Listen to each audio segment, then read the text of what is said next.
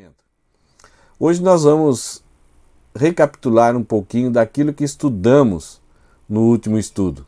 Nós vimos Jesus ali acompanhado de uma grande multidão que queria ouvir o que ele tinha para ensinar e essa multidão apertava ele. O trecho que estudamos no último encontro foi Lucas capítulo 5, versículo 1 a 11. Jesus então vê ao longe dois barcos, possivelmente já era por volta já do meio-dia por aí. Ele vê dois barcos onde os pescadores estavam limpando e preparando os barcos depois de uma tentativa de pescaria.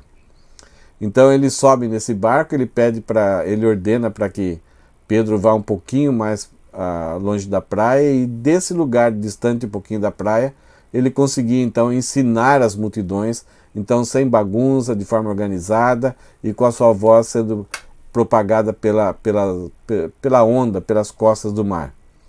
Então Jesus ensina, ao terminar o ensino, ele fala então para os discípulos irem levar os barcos até um lugar mais fundo, para pescar novamente. E Pedro então afirma para Jesus, olha, nós somos pescadores, né? E pescamos a noite toda e não pescamos nada.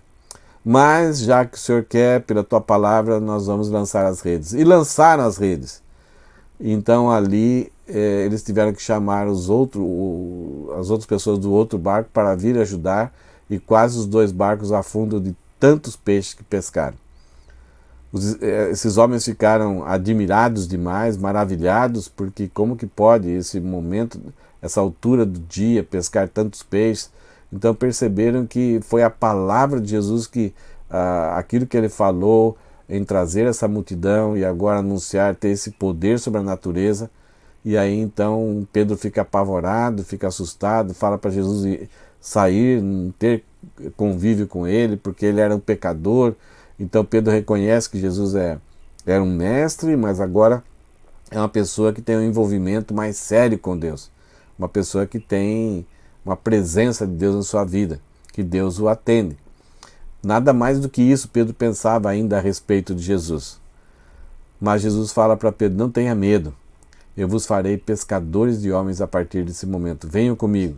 E o Pedro e seus irmãos ali, mais alguns homens, abandonam a companhia de pesca, deixam com o pai de Pedro, cuidando de Zebedeu, para cuidar daquele empreendimento, e vão seguem a Jesus. Então nós vimos no último encontro, no último estudo, que a autoridade de Jesus é demonstrada pela pesca maravilhosa e pelo chamado dos discípulos.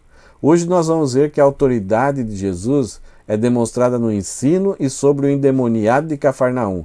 E essa autoridade trouxe notoriedade sobre Jesus. Nós vamos estudar sobre o texto de Marcos, capítulo 1, versículo 21 a 28. E o objetivo do Evangelho de Marcos em escrever as memórias de Pedro estava para provar para todas as pessoas, para a maioria dos escravos do império, que Jesus é um servo, ele agiu como servo, mas ele é o Filho de Deus, é o servo poderoso, que tem mais poder do que as autoridades e o imperador. Então ele é suficiente, ele tem toda a capacidade para ofertar a sua vida em resgate, para libertar o homem da escravidão. Ele é suficiente, ele é adequado, ele tem toda a autoridade. Então a obra que ele vai fazer vai ser para derrotar tudo e conquistar tudo para o seu poder, para o seu domínio, para o seu senhorio. Vamos estudar esse texto hoje? O texto começa dizendo sobre a autoridade pedagógica de Jesus, essa autoridade que ele tinha para ensinar. E o texto começa a dizer o seguinte: depois entraram em Cafarnaum, e logo no sábado Jesus foi ensinar na sinagoga. E maravilhavam-se com a sua doutrina, porque os ensinava como alguém que tem autoridade e não como os escribas. Depois daquele evento em que Jesus chamou os discípulos daquela pesca maravilhosa. Então, logo após, Jesus leva os seus discípulos consigo, e Jesus, desde a sua infância, desde antes dos 12 anos, mas nos 12 anos aparece ele lá no templo, ele frequentava tanto o templo, as festas, como as sinagogas. Os eventos normais aos sábados, na segunda, na quinta-feira, e também as festas. E ele agora, com a idade adulta, ele já passa a ensinar nas sinagogas. Ele tem uma frequência, um costume, uma presença muito boa, muito bonita. E essa região de Cafarnaum, que é a região em volta ao Mar da Galileia, Jesus circulava, Jesus morou um certo tempo. Então era uma pessoa conhecida e que era chamado de um rabi, uma pessoa que podia e ensinava com uma certa qualidade. Mas agora Jesus vai começar o seu ministério, então o seu ensino agora é diferente. O ministério de Jesus vai revelar quem ele é e vai revelar a intenção, o propósito da sua vinda, dele como Filho de Deus, o que ele vai realizar. Então tudo agora é para revelar quem Jesus Cristo é. Então nós já vimos essa capacidade dele atrair multidões ao redor de si e querendo ouvir mais, ouvir mais, ouvir mais. E depois a autoridade dele para a pesca maravilhosa e a autoridade dele no chamar dos discípulos, onde ele chama os discípulos sem nenhuma promessa vantajosa, financeira, sem nenhuma ameaça, mas ele chama e os discípulos irresistivelmente o seguem e abandonam, deixam para trás um grande empreendimento, sustentam suas famílias e confiando que Jesus vai resolver esse problema, sustentar as suas famílias. Então nós vemos aqui o texto falando que depois de entrar em Cafarnaum e logo no sábado Jesus foi ensinar na sinagoga. 2 vezes nesse texto do versículo 21 a 28 vai aparecer essa palavra maravilhavam-se. Ou a segunda palavra está no versículo 27, vai falar que aquelas pessoas vão se admirar de Jesus. É o mesmo termo, é a mesma ideia de ficar extasiado, ficar de boca aberta, sem conseguir entender, mas ao mesmo tempo super contente com o que aconteceu. Então, vai falar que as pessoas que estavam ali na sinagoga, a sinagoga era algo que aconteceu, começou a existir a partir do cativeiro babilônico. A nação de Judá foi para a Babilônia por causa do exílio, que Deus tirou o povo de Israel para os disciplinar na Babilônia.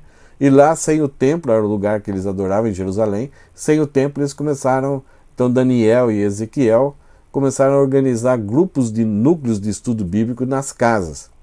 No começo eram casas de pessoas um pouco maiores, mas depois de um tempo eles acabaram construindo um certo prédio adequado para esse tipo de reunião, para adoração. Havia 6 atividades nesses lugares, que eram a ideia de ensinar, de orar, um lugar de adoração, a casa de oração e a casa de ensino, principalmente também com as crianças. E o objetivo era fazer a celebração, a adoração, onde havia a leitura do Deuteronômio 6, músicas, oração audível por alguém, ou oração em silêncio, todos orando em silêncio. Alguém ia até um armário, pegava os rolos dos livros, de um livro bíblico, e trazia para uma pessoa que ia ler, uma pessoa que sabia ler bem, com voz boa, com uma leitura boa, para que as pessoas entendessem. E um dos presbíteros, uma das pessoas que tinha um certo conhecimento, tinha uma certa capacidade, então se levantava, era escolhida, já estava programado, então ela se levantava para refletir, para expor e explicar o texto. E depois tinha então contribuições, tinha a oração final e a bênção final, e algumas vezes também, de acordo com a necessidade, alguns casos eram julgados e até, se fosse necessário, era aplicada a disciplina sobre alguma pessoa que estava em transgressão. Muito semelhante àquilo que nós encontramos nas nossas igrejas hoje. Era um culto simples, havia os bancos, 3 bancos, ou podia chegar até 10 bancos para os presbíteros, e um banco para um presbítero principal da sinagoga. Ele era o responsável por aquele grupo. Então, quando a nação de Israel voltou da Babilônia, eles mantiveram isso, eles enxergaram nisso um grande benefício para continuar, manter a fé, ensinar as crianças, apoiar as famílias, resolver problemas.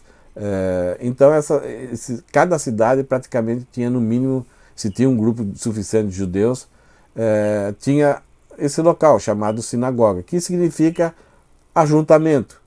Sim, isto é, estar juntos, agregar-se juntos. E era uma coisa que foi muito boa. E Jesus, então, desde a sua meninice, era costume dele participar da vida espiritual da nação de Israel, daquilo que Deus tinha estabelecido, que foi Ele mesmo que trouxe essas verdades para serem cumpridas.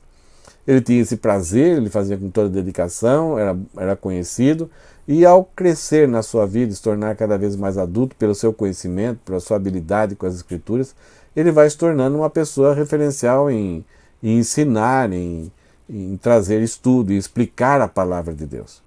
Só que agora, após a tentação, o batismo, Jesus Cristo está começando agora é o ministério dele, ele vai se apresentar. Então tudo aquilo que vai acontecer é para identificar quem ele é. Então Jesus, como de costume, Lucas capítulo 4, versículo 14 a 16, fala que era costume de Jesus ir para as sinagogas, estar sempre na sinagoga. Ele começou o seu ministério nas sinagogas. Então as pessoas se maravilhavam da doutrina dele, porque ele ensinava não como os escribas, mas ele ensinava com autoridade. Então o texto fala que eles se maravilhavam da explicação de Jesus, eram cativados, porque Jesus é a raiz primária dos estudos bíblicos. E essa comparação que Marcos faz aqui, relatando o que acontecia, e também outros evangelhos vão falar que Jesus ensinava com autoridade, não como os escribas, não dá ideia para nós de como a gente pensa que a autoridade aqui é um cara que falava alto, falava bravo, dava pulinhos, gritava, sapateava, corria para cá, corria para lá, e as pessoas ficavam cativadas assim, por causa do show que a pessoa fazia. Não. A ideia é que havia ordem, havia decência. Isaías fala que Jesus sempre será discreto, ele não ficará gritando na praça, não fará propaganda de si mesmo. Mas essa autoridade de Jesus, porque ele volta a ensinar aquilo que era originalmente as Escrituras puramente simples, e ele vai explicar a simplicidade do texto bíblico, e não como os escribas. Por quê? Toda a autoridade dos escribas, dos mestres que ensinavam naquela época, baseava-se nos comentários dos mestres dos mestres dos mestres. Eles citavam mais mestres e mestres do que explicavam o texto. Porque ninguém podia ter autoridade de si próprio para explicar o que tinha. Você tinha que citar alguém, algum comentarista, algum estudioso, porque aí dava valor ao seu estudo. Mas aquilo que mais dava era sono. Porque as pessoas percebiam que do texto original para aquilo que estava sendo exposto, havia uma grande distância. É como se você empanasse, jogasse uma grande quantidade de farinha e o frango ficasse escondido ali. O verdadeiro produto, o verdadeiro alimento estava escondido. E Jesus não, ele vem expor a simplicidade, a beleza, a naturalidade do texto bíblico. E pela explicação tão simples, tão perfeita, tão bonita, ia de encontro àqueles corações necessitados e aflitos, necessitando de esperança, necessitando de perdão. Então isso maravilhava as pessoas por causa dessa autoridade pedagógica. Essa é uma coisa que muitas vezes a gente tem caído nesse erro, a gente tem achado que a performance do pregador, as citações, o conhecimento do pregador é que vai dar credibilidade ao ensino, à pregação. Não. O que dá credibilidade, o que dá autoridade à pregação é sermos honestos, sermos simples, voltarmos para as origens do texto e explicarmos como era o texto. Por isso, muitas vezes, Jesus Cristo vai dizer: ouviste o que foi dito, eu, porém, vos digo. Em verdade vos digo. Nós pensamos, será que Jesus está mudando totalmente aí? Sim, algumas coisas foram mudadas. Por exemplo, Jesus fala assim, tem 2 mandamentos: amar a Deus sobre todas as coisas e o próximo como a ti mesmo. Jesus Cristo falou assim, porém eu vos digo, amarás a Deus sobre todas as coisas e ao próximo como eu vos amei. Os mandamentos não foram alterados, mas a base comparativa já não é mais como você ama a si mesmo, mas como Cristo nos amou. Então, esse mandamento tomou um peso muito maior. Isso é maravilhoso. Os judeus achavam que adultério era somente quando o ato fosse cometido, mas Jesus fala, aquele que pensar, olhar com um olhar impuro, já adulterou. Isso é original, era aquilo que o texto bíblico falava, mas os homens, os judeus, começaram a colocar explicações, que de repente as pessoas já não se lembravam mais do texto bíblico.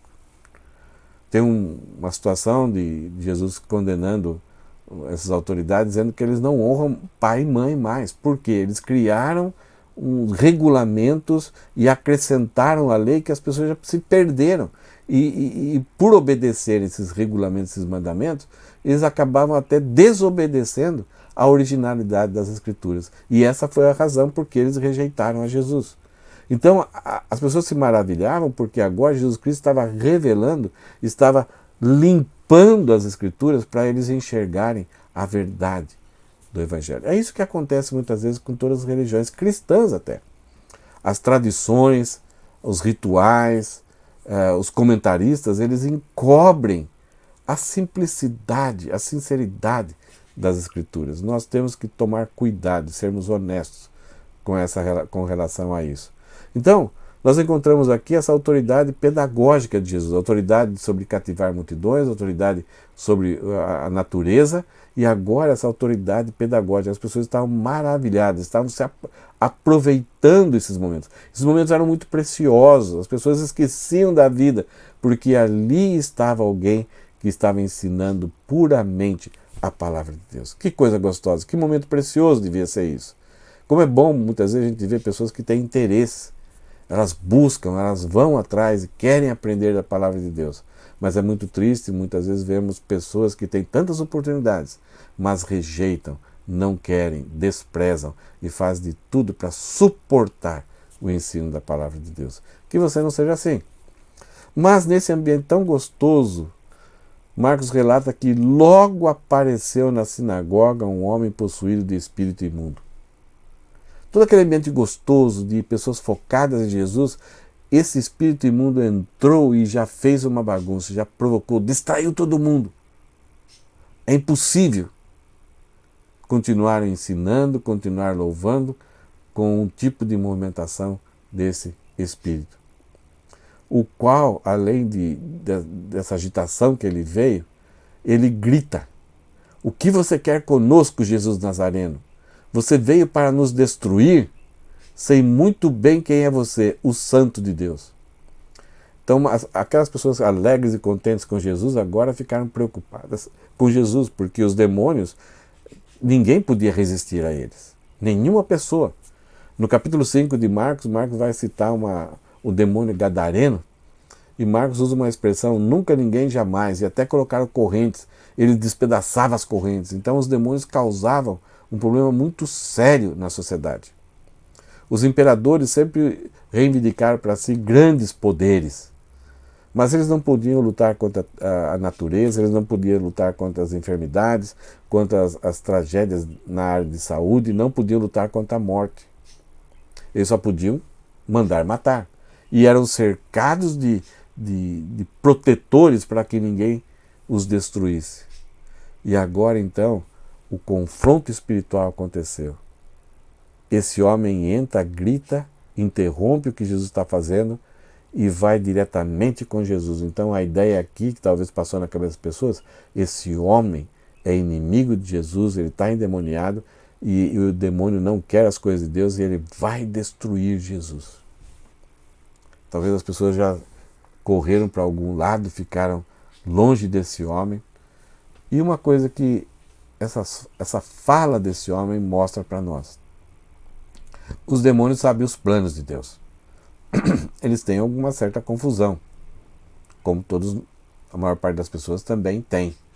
Os demônios creem em Deus. Eles sabem da existência de Deus. Eles não negam a existência de Deus. Eles creem no destino eterno para aqueles que se rebelaram contra Deus. No caso dos demônios, não há mais salvação. Mas a humanidade pecou e se rebelou com Deus. Agora Jesus Cristo vai executar a obra da salvação. Para aqueles que creem, serão justificados pela fé, pela graça mediante a fé. Mas aqueles que não creem e continuam rebeldes, terão o mesmo destino dos demônios. E o destino de perdição eterna não é uma imaginação, uma suspeita que os demônios têm na mente deles. Eles sabem exatamente o que vai acontecer e está breve para acontecer. Essa é uma verdade, isso é uma coisa que os demônios ensinam para nós agora. O que os aguarda é a punição eterna e a destruição eterna. Destruição não é eliminação eterna, mas é lançar para um eterno castigo, uma perdição eterna, sem poder sair de lá. E Jesus tem essa autoridade. E esse demônio ele fala, eu sei quem tu és o Santo de Israel. E por que você veio nos destruir agora? Outros lugares vai falar antes do tempo. Eles não entendiam também dessa necessidade de Jesus Cristo vir como homem e morrer na cruz para os resgates. Eles pensavam que num determinado momento Jesus Cristo vem e os lança para a perdição, para o destino, para o fogo eterno. Os demônios ensinaram aqui para nós que essa realidade que até muitos cristãos, muitas religiões negam, que não há castigo, que todos serão salvos, que não há pecado, que Deus é tão bom que vai nos livrar todos do inferno. Não. Jesus Cristo morreu, foi um preço muito caro para salvar aqueles que creem nele, aqueles que se arrependerem, aqueles que pedirem perdão e aceitarem a Cristo como Salvador. E o demônio aqui vem e faz confronto, essa bagunça, e ele declara uma verdade. Tu és o Filho de Deus, o Santo de Deus. O Evangelho de Marcos ele serve para isso, para mostrar para nós que Jesus é suficiente para nos salvar, ele é adequado para nos salvar. Ele é o servo todo-poderoso, que tem poder e autoridade sobre todas as coisas. Ninguém. E ele vai aparentemente ser derrotado pela morte, mas ele vai derrotar a morte definitivamente. Ele vai vencer todo o mal, inclusive o último inimigo, e o mais poderoso inimigo, que é a morte. E vai purificar todas as coisas. Então Marcos tem esse propósito, de mostrar que Jesus Cristo tem autoridade para ensinar e também autoridade contra esse mundo das potestades do ar. E a reação de Jesus, que as pessoas agora estão assustadas, esse homem, o que esse homem agora endemoniado vai fazer? Mas Jesus o repreendeu. Não deu o microfone, não ficou batendo papo com ele, não perguntou o nome, não fez nada. Jesus Cristo simplesmente o repreendeu, dizendo, cale-se e saia desse homem. Não foram as palavras de Jesus que eram poderosas. Ele é poderoso. O poder está nele. Ele é Deus. Então, ele não precisava nem usar nenhuma dessas palavras, mas ele falou para as pessoas saberem que dele veio essa autoridade. Então não existe milagre, não existe poder nas palavras, existe poder na pessoa de Jesus. E o que ele quer realizar, ele realiza com o seu pensamento, com os seus desejos, com os seus propósitos. Então não adianta tentar pegar palavras que Jesus falou e achar que o poder está em pronunciar essas palavras. Isso é perigoso. Você pensar dessa forma não é pensar biblicamente. Então o espírito imundo, agitando o homem violentamente e gritando em alta voz, saiu do homem.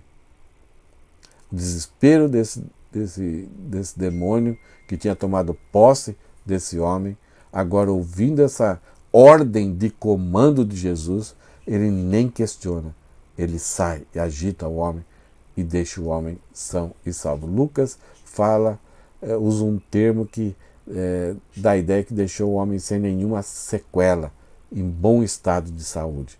Então, demonstrando aqui que Jesus tem autoridade para ensinar e autoridade espiritual. No versículo 27, nós vamos encontrar a segunda vez que esse texto fala que as pessoas se maravilhavam. Se maravilhavam da autoridade de Jesus em ensinar, não como os escribas, e da autoridade de Jesus em realizar esse confronto espiritual. Todos se admiraram, todos se maravilhavam, a ponto de perguntarem entre si, que é isso? Uma nova doutrina. Com autoridade ele ordena aos espíritos imundos e eles lhes obedecem. E a fama de Jesus se espalhou rapidamente, depressa, em todas as direções, por toda a região da Galileia, ali do Mar da Galileia, da região que era conhecida. É onde que Jesus começou.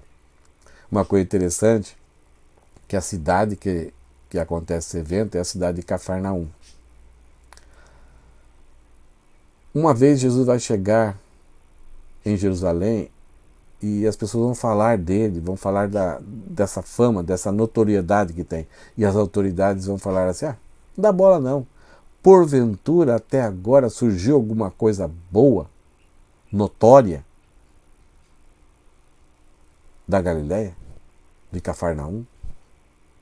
Não. Eles falaram, não. Mas como estudiosos, há uma coisa muito irônica aqui. Porque eles esqueceram de Naum. Naum foi um profeta que pregou contra a Síria e contra Nínive, os inimigos do povo de Deus que estavam ameaçando Judá, ameaçando com um sítio, e Naum vem, se levanta, encoraja o rei e anuncia a destruição da Síria.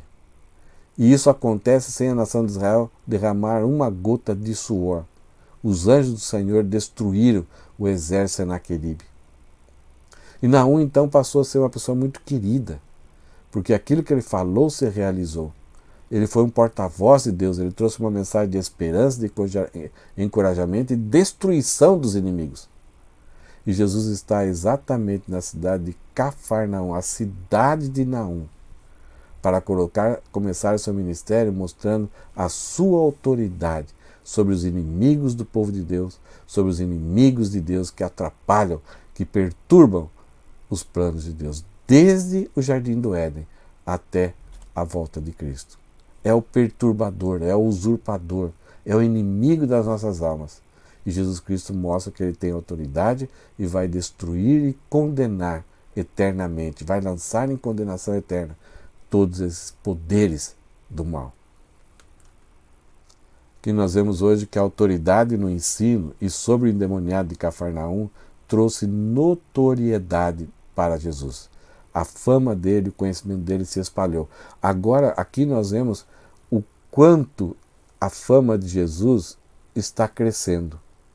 A autoridade dele sobre os homens, sobre o ensino, sobre a natureza, sobre os demônios, ele vai sendo conhecido e vai se espalhando isso. As pessoas querem vir até Jesus.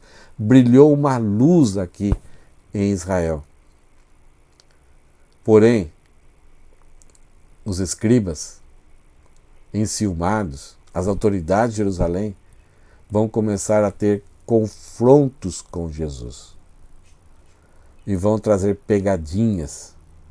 E vão tentar humilhar, desonrar e impedir o ministério de Jesus. Então, na medida que a fama de Jesus, o conhecimento sobre Jesus vai aumentando, também vai aumentando a perseguição, a controvérsia e até o ponto de chegarem no momento de decidirem, planejarem, não pensarem em outra coisa a não ser matarem Jesus Cristo. Mesmo assim, cumprindo o plano de Deus. Vamos pensar em algumas verdades que nós vimos nesse texto. No ambiente de adoração e ensino, o inimigo veio perturbar e ainda perturba, porque Jesus veio perturbar eles. Uma coisa que nós temos que ter em mente: o inimigo das nossas almas está atuando nesse mundo. Ele não pode atuar dentro do nosso coração. Ele não pode tomar posse do nosso ser. Se somos regenerados em Cristo, ele não entra em nós, ele não toma posse. Mas ele pode nos oprimir, nos perseguir, nos atrair, nos distrair e nos levar a sermos até inimigos, a prejudicarmos, a perturbarmos os planos e a família de Deus. Ele está fazendo de tudo para impedir que a gente dê fruto. Ele está capacitando-nos para que a gente dê mau testemunho. Ele nos atiça para nós fofocarmos, para nós fazermos maldade, para nós nos desviarmos da sã doutrina, para seguirmos outros encantamentos. O inimigo quer destruir aquilo que é puro, aquilo que é genuíno, aquilo que vem de Jesus. Nós sabemos que, além dos demônios, muitos pastores, igrejas, religiões são levantadas para perturbar os planos de Deus, para mudar as verdades, dizendo que todos serão salvos, não existe inferno, não existem demônios. Então nós temos um mundo dominado por Satanás com falsos pastores, falsos mestres, falsas religiões, tentando perturbar o ministério de Cristo. O que é mais trágico é nós vermos pessoas que conhecem a palavra de Deus e são líderes, no caso cristãos, que anunciam, que ensinam essas verdades. E a coisa mais triste é quando nós somos usados para prejudicar outras pessoas, para perturbar outras pessoas, para fazer com que as pessoas não tenham sossego e não fiquem ali aos pés de Jesus Cristo, aprendendo de forma simples e bonita. Nós trazemos perturbação. Espero que esse não seja o seu caso. Que você seja uma pessoa que venha trazer edificação, que todos os seus recursos que Deus deu para você, talento, dons e tesouro, possam ser usados para a edificação do corpo de Cristo. Que você ajude outras pessoas a chegarem ao conhecimento e se aprimorarem na verdade, estejam ali admiradas, não com você, mas aos pés de Cristo. E que eu e você nunca sejamos pessoas usadas pelo inimigo para trazer falsos ensinos e para perturbar, entristecer as pessoas, afastá-las dos pés de Cristo para deixarem de ouvir aquilo que Cristo tem para ensinar elas. Nosso coração, ao segundo pensamento, nosso coração, que é um ambiente de adoração, foi tomado pelo inimigo no passado. Quando Adão pecou, todos os seus descendentes, esse ambiente de adoração que é o nosso coração foi tomado pelo inimigo. O inimigo quis que nós adorássemos a Ele e que o servíssemos e fôssemos obrigados a seguir os seus mandamentos. Jesus é o único que poderá regenerar e torná-lo limpo para adorarmos ao nosso Deus único e Criador. Jesus é o único que pode transformar esse ambiente perturbado, que não tem nada a ver com Deus. Jesus pode regenerar o nosso coração, dar uma nova natureza, colocar o Espírito Santo em nós, para que a gente possa ter ligação e adorarmos a Deus em espírito e em verdade. Ele é o único. Ele é o único que é capaz disso. Nenhuma outra religião pode dar. Qualquer outro movimento, qualquer outra filosofia, religião pode dar bons momentos saudáveis, onde você sente uma certa paz. Mas somente Jesus pode regenerar e eliminar e afastar e remover para sempre a presença do mal das nossas vidas. Jesus, como Filho de Deus, tem toda a autoridade para realizar a obra da salvação que o Pai lhe deu para fazer. Esse é o objetivo do livro de Marcos. Ele está ensinando todas essas verdades, relatou todas essas verdades para concluir que Jesus é o único que tem essa capacidade, ele é o único que tem autoridade para realizar a obra de redenção, de salvação. Ele é o único que pode pagar o preço da nossa libertação. E finalmente, não existe nenhuma razão para que você não se submeta e obedeça com alegria e fidelidade aos ensinos de Jesus. Jesus Cristo tem autoridade sobre as pessoas ali, cativando elas. Jesus Cristo tem autoridade sobre os peixes. Jesus Cristo tem autoridade para ensinar. Jesus Cristo tem autoridade sobre os demônios. Ele é autoridade na minha vida. Então, não existe nenhuma razão, por mais forte que seja o desejo do meu coração, para que eu não me submeta aos ensinos de Jesus, para que eu não obedeça e para que eu não adore Ele com alegria. Não existe nenhuma desculpa que eu possa dar. E como é bom quando eu me submeto. E eu ajudo outras pessoas a também se submeterem com alegria, a servirem a Deus. Quando eu levo a palavra de Deus, as pessoas possam ficar maravilhadas com Jesus Cristo. As pessoas não precisam ficar maravilhadas com a igreja, as pessoas não precisam ficar maravilhadas com os eventos de nenhuma igreja, nem com dirigentes de louvor, com músicos, com professores de escola bíblica, nem com pastores, nem com presbíteros. As pessoas precisam ficar maravilhadas. É com Jesus. Amém? Que Deus te abençoe.